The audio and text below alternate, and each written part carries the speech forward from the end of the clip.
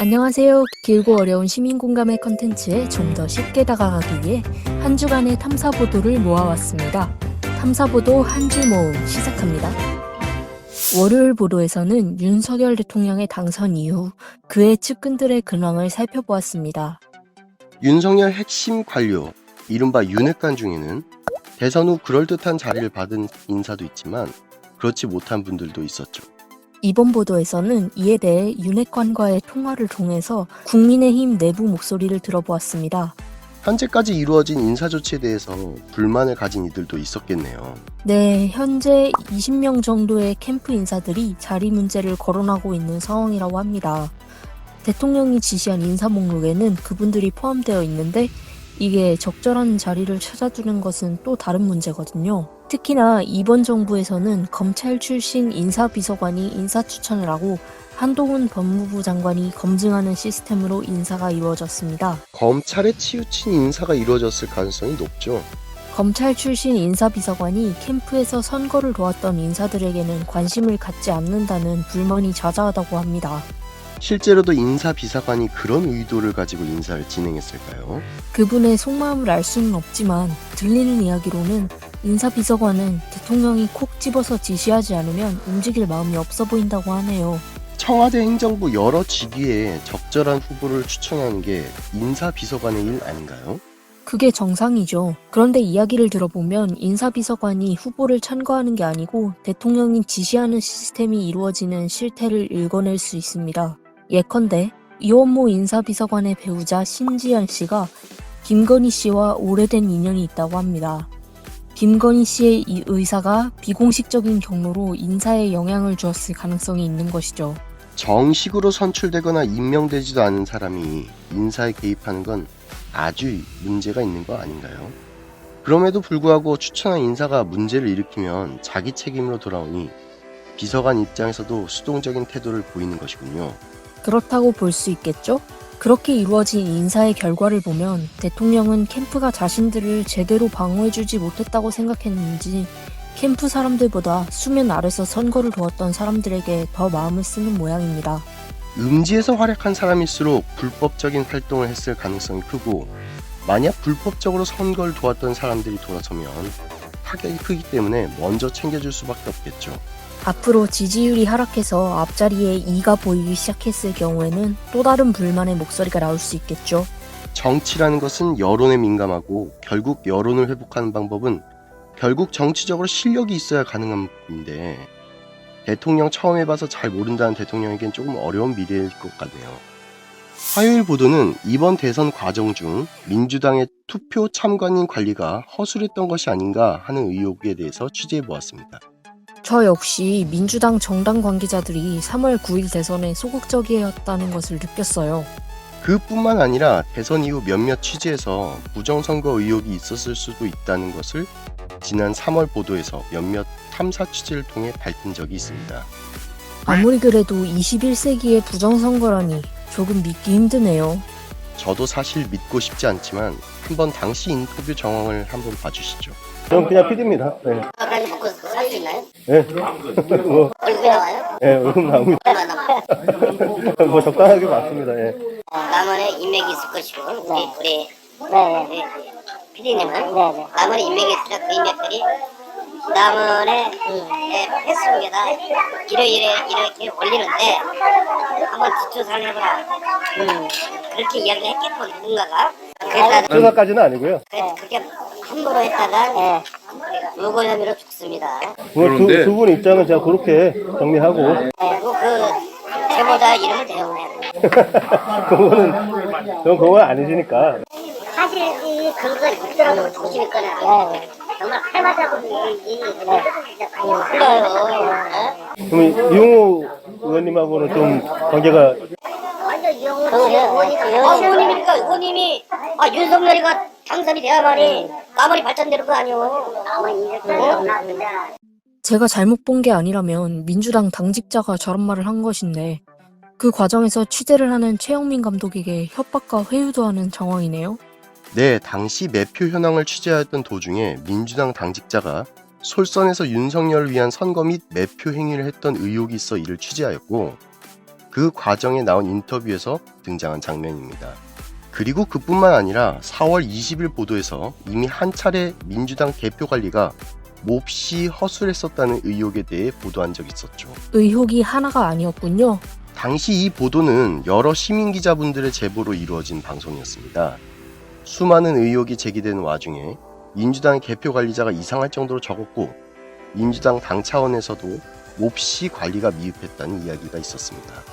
그런데 현재 민주당의 정치인들의 주된 여론은 이 책임이 온전히 전 대선 후보 이재명 의원에게 있다는 입장인데요.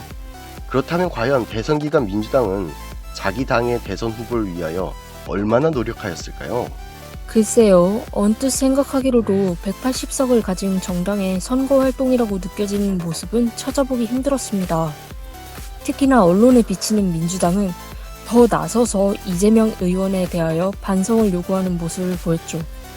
그걸 보면서 민주당 스스로도 자기 당의 대선 후보에 대해 불만이 많구나 하는 것을 느낄 수 있었어요. 말씀하신 대로 이번 대선은 몹시 기형적인 언론 지형에서 치러졌어요. 그런데 이번 화요일 보도에서는 사실상 선거의 마지막 과정이라 할 수 있는 투개표 참관인 영역에서도 민주당이 몹시 불성실했다는 것을 보여줬습니다. 투개표 참관인을 정당이 관리하는 것이었군요. 그런데 어떻게 불성실하게 관리하였나요?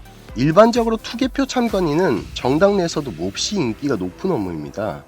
비교적 힘들지 않고 그에 따른 수당도 좋거든요. 거기에 더해 해당 정당의 의석수에 비례하여 대표 참관인 수가 할당되다 보니까 이번 대선에서 민주당은 당연히 국민의힘 정당보다 더 많은 대표 참관인을 보낼 수 있었습니다. 그렇겠네요. 무려 180석을 가진 거대 정당이었으니까요. 그런데 실상 나온 데이터를 확인해보면 전국적으로 민주당의 투개표 참관인 수가 84석의 의석을 가진 국민의힘에 비해 전혀 많지 않았다는 것을 알 수 있습니다. 특히 접전지라 여겨지는 서울, 인천에서의 투표 참관인 수는 오히려 민주당이 더 적은 것을 볼 수 있습니다. 조금 이해가 안 되는군요. 어째서 이런 데이터가 나온 것일까요? 투개표 참관인은 정당 내에서도 인기가 있는 업무라고 하는데 거대 정당이 스스로 대선을 포기하기를 원했던 걸까요? 글쎄요, 거기까지는 알 수 없지만 조금 의심이 가는 것은 어쩔 수 없죠. 그래서 그 의혹을 해소하고자 당시 부정선거 감시단체 시민의 눈으로 활동하신 서정우 운동가 분에게 취재를 해보았습니다. 어떤 답변을 하셨나요? 이런 답변을 하셨네요. 그런데 이제 저희가 확인한 자료에 따르면 네. 선관위에서 받은 자료를 분석해 보니까 예. 격전지로 분류되는 서울과 인천 유독 민주당이 국민의힘에 견져서 참관인을 안 보낸 곳들이 굉장히 덜 보낸 곳들이 많이 확인되는데 이런 건 어떻게 해석해야 돼요? 제가 그런 운동을 했던 사람으로서는 좀 의아한 상황이네요. 그럴 수가 있고. 네. 왜냐하면 서로 하려 그러고 심지어는 약간 다툼도 일어나거든요. 이번에 왜 안 넣어줬냐고 추정을 하자면 신청을 했지만 그 해당 지역위원장 하여튼 담당자 지역위원회에서 그 투개표 참관인 모집하는 일을 좀 소홀히 한 거죠. 신경을 별로 안 썼다고 봐야겠죠. 이에 시민 언론 열린공감은 직접 지역 의원으로 계신 민주당 의원들에게 인터뷰를 요청하였습니다. 우선 정청래 의원의 인터뷰 한번 보실까요? 그러니까 국민의힘은 거의 100% 다 채웠더라고요. 그러니까 마포만 보게 아니고 전국을 다 보거든요. 전국적으로 보면은 민주당이 확실히 적어요. 그건 저는 이해할 수가 없네. 왜냐하면 수당이 이게 그냥 선거 운동원보다 더 세요. 가만히 앉아 있으면 되고. 그래서 우리는 서로 하려고 그러거든 막 지켜달라고. 그래서 저희는 지금 사무장 보고는 한 명도 빵꾸난 게 없대요. 212명, 72명. 잠깐 내가 봐서 민주당 마포가 마포가 지금 여기 252대 344분 나오는 252명을 채웠다는데 민주당이. 그럼 갑은 뭐 거의 안 했다는 얘기인데 그건 좀 이해가 안 되는데. 정확한 수치를 제시하며 변론을 하니 조금 신뢰가 가네요. 그렇다면 이번엔 마포구 갑의 의원인 노웅래 의원에게 인터뷰를 요청했습니다. 이게 뭐죠? 전화를 안 받으셔서 카톡으로 메시지를 남겼는데 답변하셨다가 지웠습니다.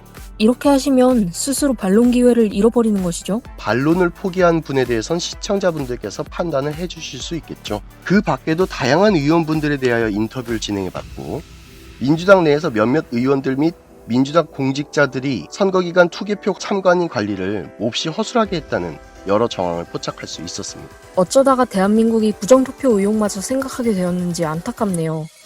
그 관리를 똑바로 하지 않은 민주당도 책임을 피하기 어렵겠어요. 네, 어쩌면 이번 대선 기간 이재명 의원은 대통령 후보로서 사실상 당의 지원 없이 혼자 선거운동을 한 것일지도 모르죠.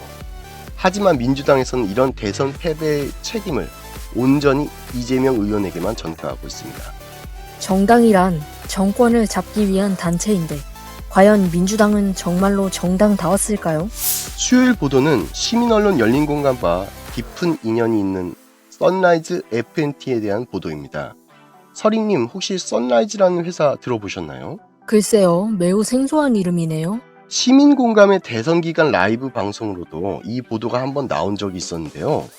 이 보도를 설명하기 위해선 일단 밀수에 대한 기본 이해가 필요합니다. 밀수요? 밀수란 무엇인가? 일반적으로 밀수란 금지된 물품을 들여오는 것이라고 알고 계실 텐데요. 사실 진짜 밀수는 금지된 물품을 들여오는 행위가 아닙니다. 그렇다면 어떤 게 진짜 밀수인가요? 정확한 의미의 밀수란 물건을 들여올 때 세관을 거치지 않는 행위를 말합니다. 예컨대 항만 혹은 공항을 통해 외국에서 들어온 물품은 보세 창고라는 곳으로 옮겨가는데요. 그러한 보세 창고에서 관세를 부과하고 세관을 통과하기 전에 빼돌리면 이게 바로 밀수가 됩니다.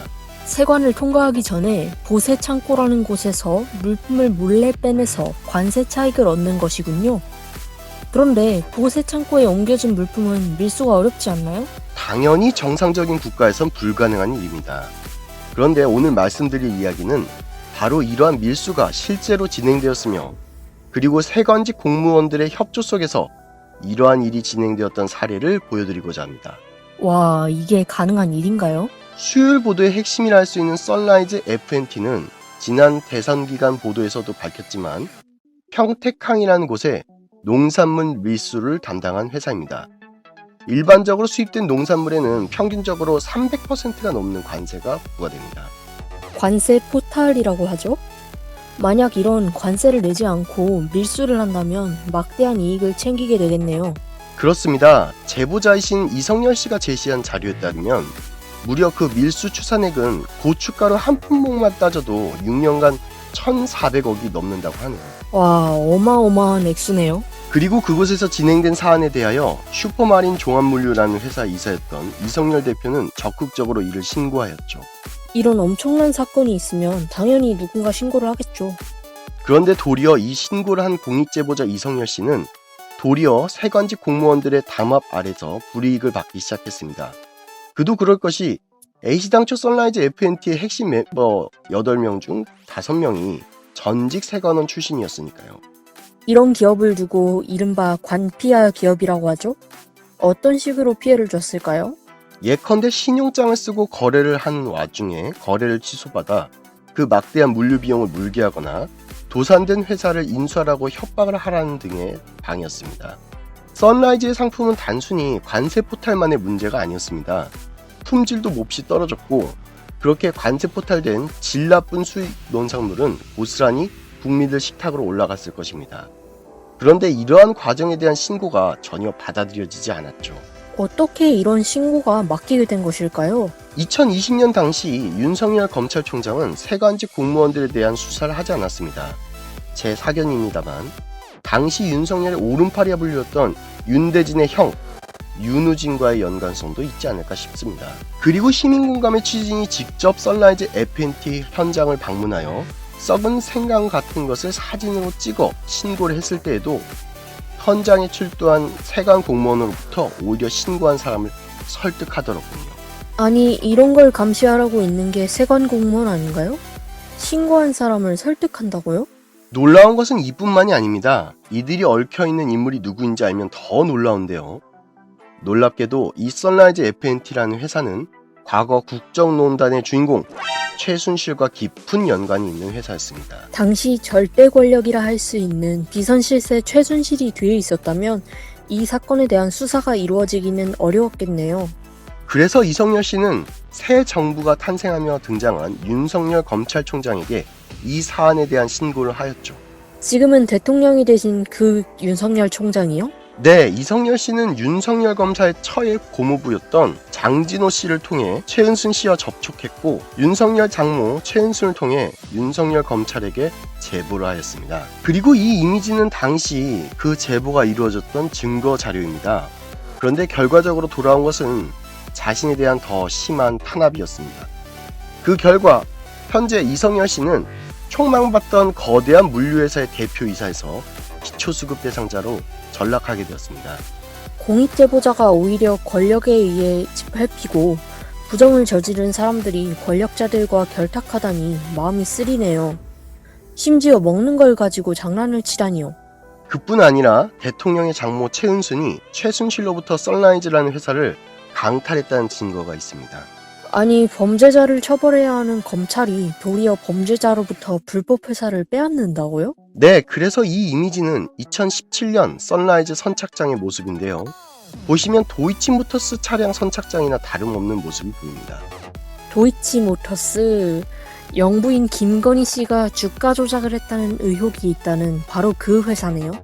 네, 그리고 수요일 보도는 그 썬라이즈 FNT가 과연 현재 어떻게 돌아가고 있는지를 취재하였습니다. 드디어 본편이 시작되는군요. 본편의 설명 이전에 간단한 퀴즈를 진행해 보겠습니다.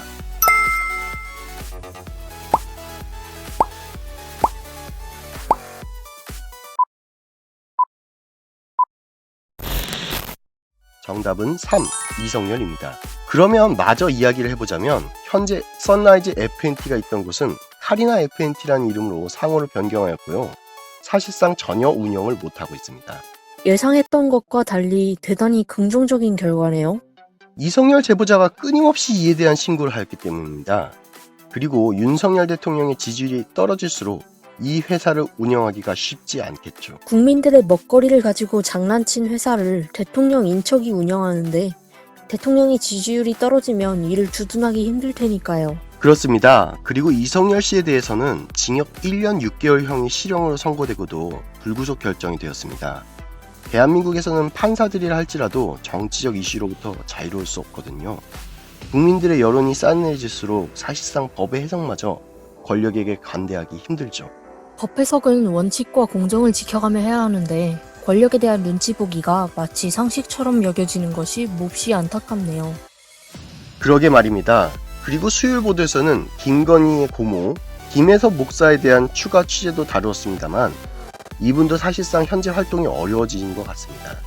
윤석열 대통령이 지지율이 떨어질수록 주변 인물들은 원하는 대로 행동하기 어려워지고 있네요. 사실 대통령의 주변 인물들이 비선 실세처럼 행동하는 것이 상식에 맞는 일이 아닌데 사실상 그 대통령께서 상식과 거리가 머신 분이나 참 씁쓸하네요. 썬라이즈와 관련된 사실은 이것 외에도 많은 것이 있습니다. 농심의 자회사인 태경물산과 관련된 사건도 있고 또한 건진법사와 관련 있는 일광조계종과의 연관성 및 일본과의 관련성 의혹도 있습니다. 기회가 된다면 썬라이즈와 관련된 특집을 한번 생각해보고 싶네요. 지난번 말씀하셨던 삼부토건 특집처럼 말이죠? 기대해보겠습니다. 그냥 힘없고 백 없는 놈이 사업하다가 까불다가 작업당한 게 아니라 적어도 저는 명분이 있었어요. 국민들 먹거리 장난치지 마라. 그리고 농민들 소득 갖고 장난치지 마라. 제가 그 큰 유혹을, 큰 돈을 벌 수 있는데도 안 했던 이유는 이놈 들키면 국민들한테 돌 맞아 죽는 사안이다. 어떻게 먹는 걸로 장난을 치냐. 지금까지 7월 셋째 주 탐사보도 한 주 모음 방송을 마치겠습니다. 오늘 저희가 짧게 소개를 해드렸습니다만 더 많은 정보를 원하시는 분들은 해당 영상을 참조해 주시기 바랍니다. 감사합니다.